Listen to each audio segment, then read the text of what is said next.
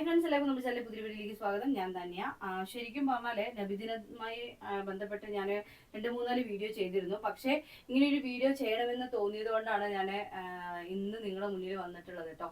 കാരണം വേറൊന്നുമല്ല, ഞാൻ വീഡിയോ ഇട്ട് തെറ്റായി പോയോ, അല്ലെങ്കിൽ ഞാൻ വീഡിയോ ചെയ്തത് മോശമായോ, പിന്നെ മുത്തുനബി സല്ലല്ലാഹു അലൈഹി വസല്ലമ തങ്ങളുടെ മരണ ദിവസവും കൂടിയാണല്ലോ ആ നബിദിന ദിവസം. അതുകൊണ്ട് ഞാനത് വീഡിയോ എടുത്ത് പ്രചരിപ്പിച്ചതും അതുപോലെ മറ്റുള്ള ആളുകൾ ആ ഒരു വഫാത്തായ ദിവസം തന്നെ ആഘോഷമാക്കുന്നതും പള്ളി അലങ്കരിക്കുന്നതും മിഠായി വിതരണം ചെയ്യുന്നതും അങ്ങനെയൊക്കെ കണ്ടപ്പോ ഞാൻ തെറ്റായി പോയോ, ഞാൻ ചെയ്ത് തെറ്റായോ.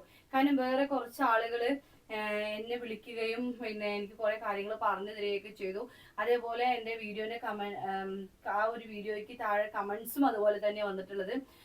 അതായത് മുത്തുനബിയുടെ വഫാത്തായ ദിവസവും കൂടിയാണ് ഈ നബിദിനം, അതുകൊണ്ട് ഞങ്ങൾ ഇതിനോട് യോജിക്കുന്നില്ല, അങ്ങനെയൊക്കെയായിരുന്നു എനിക്ക് കമന്റ് വന്നതും എന്നെ വിളിച്ചു പറഞ്ഞതും ഒക്കെ കേട്ടോ. പക്ഷെ അപ്പൊ എനിക്ക് ഒന്നുകൂടെ ഫീലായി. കാരണം ഞാൻ ചെയ്ത് തെറ്റായോ ഭഗവാൻ, ഇത് എന്താ സംഭവം. എനിക്ക് സത്യം പറഞ്ഞാൽ എനിക്ക് അറിയില്ലായിരുന്നു ഇവിടെ പിന്നെ രണ്ടാളുകൾ ഉണ്ടെന്നോ, അല്ലെങ്കിൽ 2 തരത്തിൽ പിന്നെ ഇങ്ങനെ നബി തങ്ങളുടെ ഈ ഒരു നബിദിനം ആഘോഷമാക്കുന്നവരും ഉണ്ട്, ആഘോഷമാക്കാത്തവരുണ്ടെന്നും എനിക്ക് അറിയില്ലായിരുന്നു. പക്ഷെ ഞാന് പിന്നെ കൂടുതലായിട്ട് ചിന്തിച്ച് തുടങ്ങിയ ഒരു സമയമായിരുന്നു ഈ കുറച്ച് ദിവസങ്ങളിൽ. അങ്ങനെ എനിക്കൊരു ഉത്തരം കിട്ടിക്കഴിഞ്ഞു. കാരണം മുത്തുനബി തന്നെ പറഞ്ഞിട്ടുണ്ട്, എന്റെ മരണവും ജനനവും നിങ്ങൾക്ക് ഖൈറാണെന്ന്. ഹയാത്തി ഹൈറുലക്കും മമാത്തി ഹൈറുലക്കും എന്നാണല്ലോ പറയുന്നത് അല്ലെ. അപ്പൊ അതുകൊണ്ട് പിന്നെ അതിൽ നിന്ന് തന്നെ നമുക്ക് ഉത്തരം കിട്ടിക്കഴിഞ്ഞു. അപ്പൊ ഞാൻ വിചാരിച്ചു, എന്താ പറയാ, പറയുന്നതിൽ എന്തെങ്കിലും മിസ്റ്റേക്കുകൾ ഉണ്ടെങ്കിൽ ക്ഷമിക്കുക. കാരണം അറബി വേർഡാണ്. അപ്പൊ അതുകൊണ്ട് എനിക്കത് പറയാൻ കിട്ടുന്നില്ലെങ്കിൽ, തെറ്റുകൾ ഉണ്ടെങ്കിൽ ക്ഷമിക്കുക.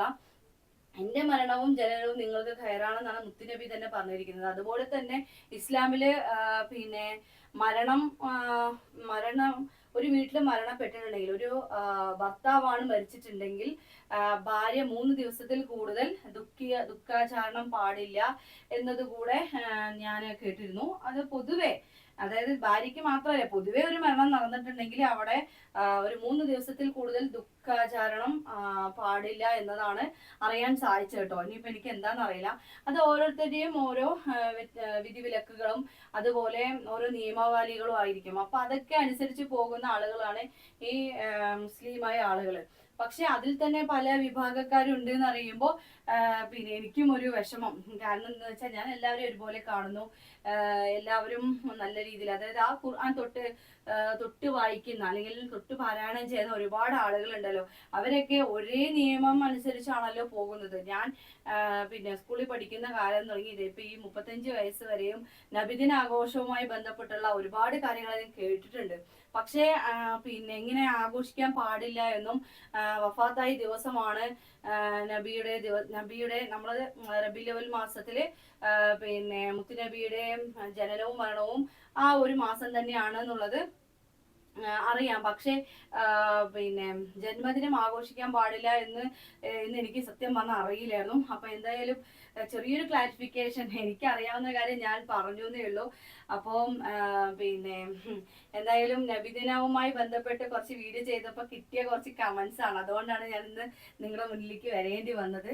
അപ്പോൾ എന്തെങ്കിലും ഇപ്പൊ തെറ്റായി ഞാൻ പറഞ്ഞിട്ടുണ്ടെങ്കിൽ നിങ്ങൾക്ക് തിരുത്തി തരാം. കാരണം ഞാൻ അത്രയും പിന്നെ എന്താ പറയാ, ജന്മന അറബി വേർഡൊന്നും പഠിച്ച വ്യക്തിയൊന്നുമല്ല.